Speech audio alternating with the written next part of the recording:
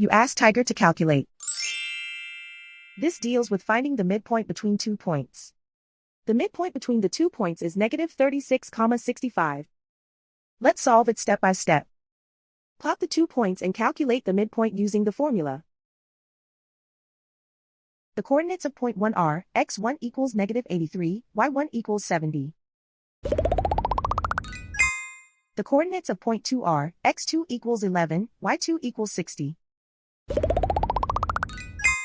PM represents the midpoint of the 2 points.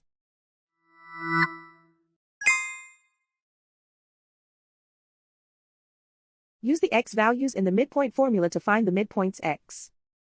x1 equals negative 83. x2 equals 11.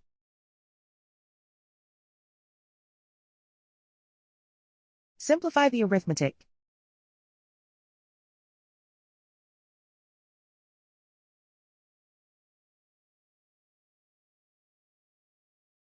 Use the y values in the midpoint formula to find the midpoints y. y1 equals 70.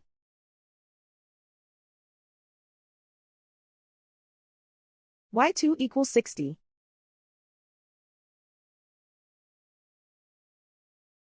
Simplify the arithmetic.